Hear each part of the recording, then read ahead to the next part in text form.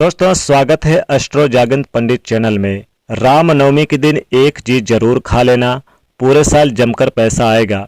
दोस्तों, आज हम आपको बताने जा रहे हैं कि रामनवमी के दिन आपको कौन सा ऐसा खास उपाय करना है जिससे पूरे वर्ष आपके घर में धन धान्य की समृद्धि हो तथा आपके घर में सुख शांति समृद्धि का वास हो।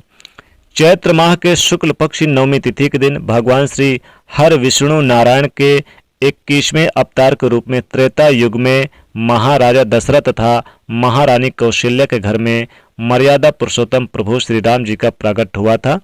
इसलिए रामनवमी के दिन सबसे खास माना जाता है।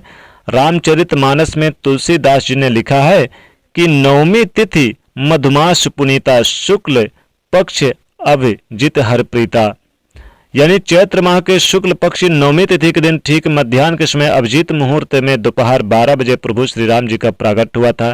तभी से रामनवमी के दिन सबसे महत्वपूर्ण माना और खास माना जाता है। रामनवमी के सर्वार्थ सिद्धि के साथ साथ कई योग विद्यमान रहेंगे। इसी कारण रामनवमी के दिन यदि हम कोई भी नया काम करते हैं, शुभ काम करते हैं और भगवान का शुभ मंगल कार्य करते हैं तो सबसे ज़्यादा हमारे जीवन में लाभदायक सिद्ध होता है। इस बार रामनवमी का पावन पर्व 27 मार्च 2026 दिन शुक्रवार को है, यानी कि इस बार कई शुभ योग विद्यमान रहेंगे। और साथ ही साथ बता दें कि रामनवमी के दिन विशेषकर सर्वार्थ सिद्धि योग, अमृत सिद्धि योग भी बन रहा है। और ठीक 12 बजे प्रभु श्री राम जी का प्रकट उत्सव मनाया जाएगा 27 मार्च को। तो रामनवमी के दिन सबसे पहले आप जल्दी उठकर स्नान ध्यान जरूर कर लें, नित्य कर्मों से निवृत्त हो, अपने घर में देवी देवताओं के पूजन करें। उसके बाद आप यानी कि जल चढ़ाएं तथा रामनवमी के दिन भगवान श्री राम जी को कुछ भोग लगाए, जिससे मीठे पकवान बन जाए। और आप 3 पहर की पूजा करें। जब आप व्रत रखते हैं तो 3 पहर का व्रत रखा जाता है, सुबह दोपहर और 3 बजे तक आप यानी कि रखें। 3:30 बजे के बाद फिर आप चाहें तो व्रत का पारण कर सकते हैं। व्रत पारण में आप मीठे पकवान बनाएं। मीठे पकवान में आप प्रभु श्री राम जी को पहले भोग लगाएं। भोग लगाने के पश्चात भोजन ग्रहण कर सकते हैं। तो रामनवमी के दिन सर्वप्रथम सुबह सभी कार्यों से निवृत्त होकर प्रभु श्री राम जी का मध्याह्न काल में यानी कि पूजन पाठ करें, अर्चन करें। प्रभु श्री रामचंद्र जी इस दिन पूजन करने के लिए उनका आवाहन किया जाता है और आवाहन के लिए उनके सामने जो है तो अक्षत और पुष्प पे चढ़ाएं, यानी फूल चढ़ाएं। उसके बाद प्रभु श्री राम जी को स्नान कराएं, 4 बार प्रभु को स्नान कराएं और पाँव धुलाएं तथा उनके हाथ में जल प्रदान करें। मुख में आचमन करने के लिए उनका तीसरा जल अर्पित करें। उसके बाद चौथी बार उनको सर्वांग स्नान यानी पूरे प्रभु को स्वरूप को ऊपर से स्नान कराएं। उसके बाद प्रभु को दूध, दही, शहद, शक्कर, घी तथा मिले पंचामृत से कराएं। चंदन से जल से स्नान कराएं, इत्र के जल से स्नान कराएं। जब भी हम किसी अन्य पदार्थों में स्नान करवाते हैं तो बीच बीच में शुद्ध जल से स्नान करवाएं और उसके बाद प्रभु को चंदन से अभिषेक कराएं। उसके बाद अक्षत चढ़ाएं, पुष्प चढ़ाएं, माला चढ़ाएं, तुलसी पत्र चढ़ाएं और प्रभु श्री राम जी को अनेक प्रकार के सुगंधित इत्र आदि अपने घर में जो है तो उसके प्रभु को यानी कि सजाएं। सुंदर सुंदर वस्त्र आप उन्हें चढ़ाएं।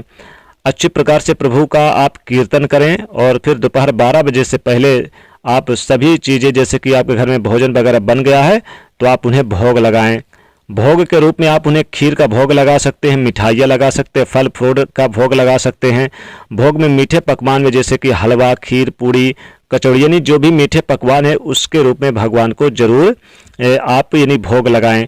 और उसके बाद जैसे खीर सर्वश्रेष्ठ कहा गया है, खीर का भोग लगाएं। और फिर इसके बाद आप प्रभु का जब भोग लगा चुके हैं तो आप इस दिन उसी भोग में बचे हुए चीज़ों को आप सेवन करें। जैसे खीर बचा तो खीर का सेवन कर लें। इस दिन श्री रामनवमी के दिन आप यानी कि मीठे पकवान में हलवा वगैरह जो भी बना है उसे खा लें। फलों में अंगूर है, सेब है, केला है, केला जरूर भोग लगाएं, केला खा सकते हैं। यानी इस दिन आपको जो भी आप भोग लगाए हैं प्रभु श्री रामचंद्र जी को उसका भोग से बचा हुआ जो भी चीज़ें हैं, मीठे पकवान है, उसको आप जरूर ग्रहण करें। और अपने घर परिवार में भी आप बाटे प्रसाद के रूप में खीर खा सकते हैं, पूड़ी खा सकते हैं, इस दिन हलवा खा सकते हैं, फलों में केला वगैरह सेब सब कुछ खा सकते हैं, सीताफल खा सकते हैं। दोस्तों यही सारी चीज़ें आपको खानी है। इस दिन मीठे पकवान में पंचामृत का भी सेवन कर लेना है, ये बहुत ही शुभ माना जाता है। तो ये चीज़ खाने से भगवान श्री रामचंद्र जी बहुत ही खुश होते हैं, क्योंकि इस दिन नवमी तिथि भी होती है, माता के नवमे स्वरूप का पूजन भी होता है, भगवान श्री रामचंद्र जी का अवतार भी है। तो इस दिन माता के नवमे स्वरूप का भी पूजन करें और उन्हें भी भोग लगाएं, और भोग के बाद आप ये जितनी चीज़ें आपने मीठे पकवान बनाए इनका आप भोग में इन्हें इस्तेमाल करें, खुद खाएं। देखिए इस दिन कन्या पूजन भी किया जाता है, कन्या पूजन भी करें। कन्याओं को भी इस दिन आप खीर हलवा पूड़ी का आप जरूर यानी कि उन्हें खिलाएं, और खिलाने के बाद भी स्वयं इसे प्रसाद के रूप में ग्रहण करें बाद में। तो ये चीज़ करने से पूरे साल धन की कमी नहीं रहती है, और माता की और भगवान श्री रामचंद्र जी की कृपा बनी रहती है। तो दोस्तों वीडियो कैसी लगी कमेंट में बताइए, वीडियो को लाइक करें, शेयर करें, चैनल को सब्सक्राइब करें। जय माता रानी।